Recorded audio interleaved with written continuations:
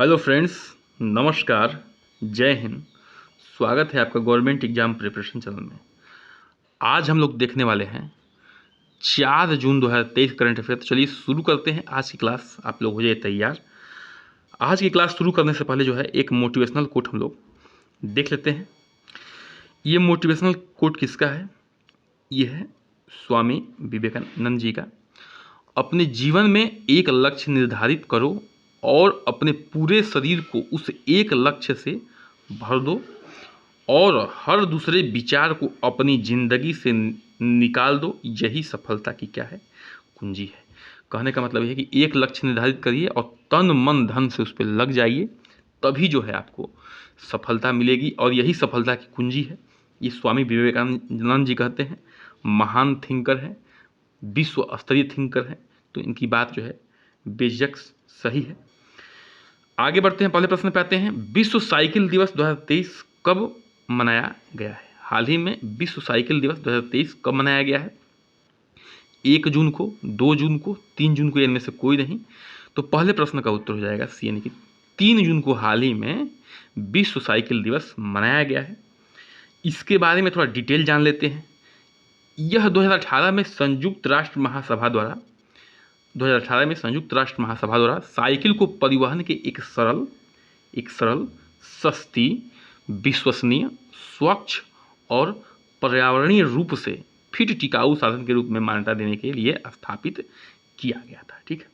अच्छा, इस तिथि को ही क्यों रखा गया था? इसलिए कि क्योंकि यह 1817 में कार्ल वान ड्राइस द्वारा साइकिल के आविष्कार की वर्षगांठ मनाता है। ठीक है। जो कार्ल वान ड्राइस थे, उन्होंने 1817 में क्या की थी? इसकी खोज की थी। थीम क्या है? Riding together for a sustainable future. इसका थीम क्या है इस बार के विश्व साइकिल दिवस का? Riding together for a sustainable future. प्रश्न संख्या 2 पे आते हैं। पर्वतारोहण कोर्स पूरा करने वाली पहली महिला एनसीसी कैडेट कौन बनी है? हाल ही में पर्वतारोहण कोर्स पूरा करने वाली पहली महिला एनसीसी कैडेट कौन बनी है? रीमा राय, शालिनी सिंह, नीतू यादव, इनमें से कोई नहीं। तो दूसरे प्रश्न का उत्तर हो जाएगा, यानी कि शालिनी सिंह जो है हाल ही में पर्वतारोहण कोर्स पूरा करने वाली पहली महिला एनसीसी कैडेट बनी है। तो चित्र में देख सकते हैं, ये हैं एनसीसी कैडेट शालिनी सिंह जी। इनके बारे में थोड़ा डिटेल जान लीजिए। लखनऊ की 20 वर्षीय एनसीसी कैडेट शालिनी सिंह उन्नत पर्वतारोहण पाठ्यक्रम को पूरा करने वाली भारत की पहली महिला कैडेट बन गई हैं। राष्ट्रीय कैडेट कोर, यानी कि अंग्रेजी में इसको कहते हैं नेशनल कैडेट कोर। ठीक है। एनसीसी का फुल फॉर्म है ये। नई दिल्ली में अपने मुख्यालय के साथ भारतीय सैनिक कैडेट कोर है। ठीक है। और इसका मुख्यालय कहाँ है एनसीसी का? वो है नई दिल्ली में।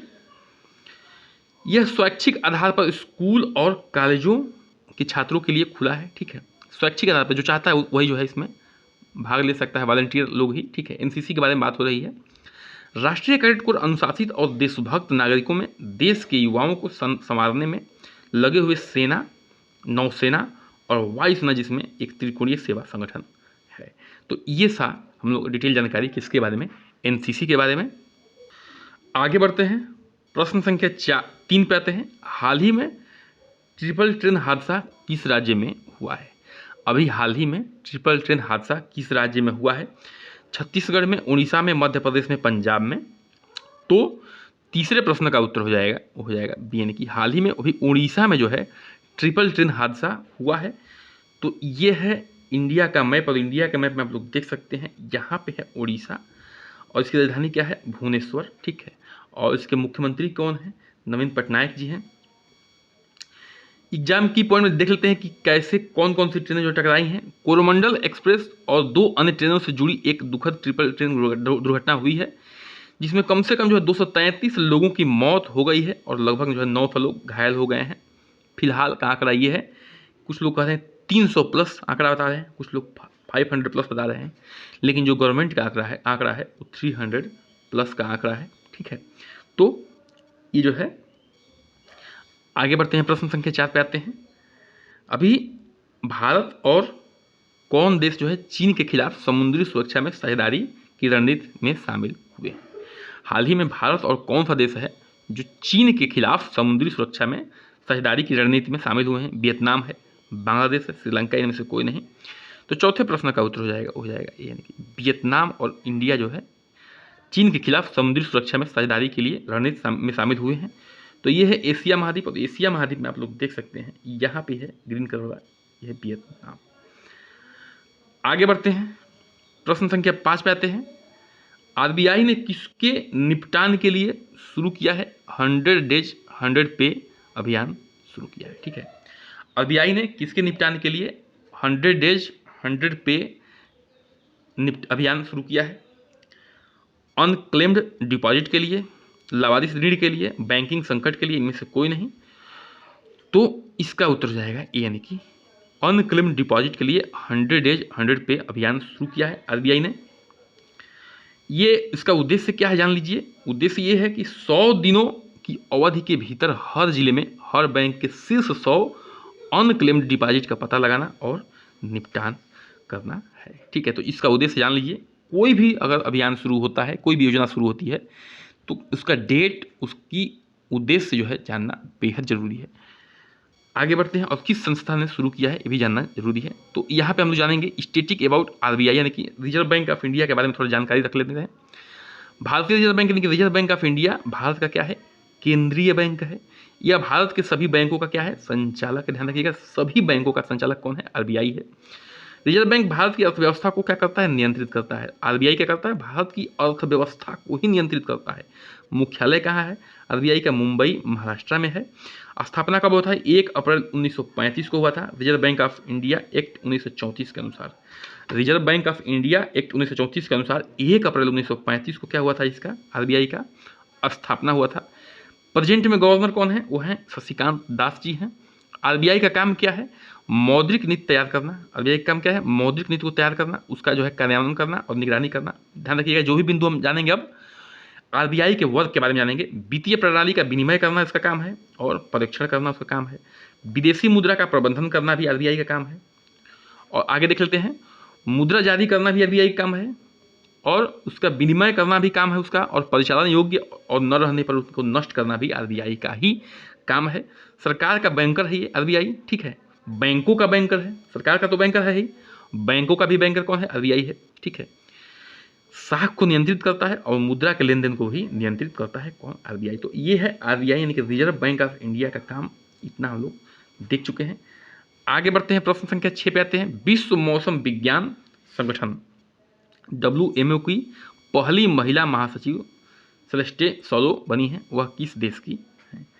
विश्व मौसम विज्ञान संगठन WMO की पहली महिला महासचिव सेलेस्टे सोलो बनी है। सेलेस्टे सोलो वह किस देश की हैं? रूस की, अमेरिका की, अर्जेंटीना की, इनमें से कोई नहीं। तो सेलेस्टे सोलो जी जो है अर्जेंटीना की हैं। तो चित्र में देख सकते हैं, ये हैं सेलेस्टे सोलो जी, अर्जेंटीना की हैं। इनके बारे में कुछ जान लीजिए। जो WMO है, इसका एम क्या है, उद्देश्य क्या है? विज्ञान, मौसम और जलवायु परिचालन, जल विज्ञान और संबंधी भूभौतिक विज्ञान के क्षेत्र में अंतर्राष्ट्रीय सहयोग के लिए जिम्मेदार है। ठीक है, WMO की स्थापना कब हुई थी? 1950 में हुई थी। WMO की स्थापना कब हुई थी? 1950 में। और फिलहाल जो है 193 देश क्या है इसके सदस्य हैं। मुख्यालय कहाँ पे है WMO का? जिनेवा, स्विट्जरलैंड में जो है इसका मुख्यालय है, इसका WMO का। प्रश्न संख्या 7 पे आते हैं। भारत की पहली डीलक्स ट्रेन 93 साल की सेवा पूरी की है, इसका क्या नाम है? भारत की पहली ट्रेन है डीलक्स ट्रेन, 93 साल की सेवा पूरी की है, इसका नाम क्या है? डेक्कन क्वीन है, राजधानी है शताब्दी, इनमें से कोई नहीं। जो पहली डीलक्स ट्रेन थी इंडिया की, 93 साल पूरी हो गई, यानी कि अंग्रेजों के ज़माने की एक ट्रेन है, तो उसका नाम है डेक्कन क्वीन। आगे बढ़ते हैं, प्रश्न संख्या 8 पे आते हैं।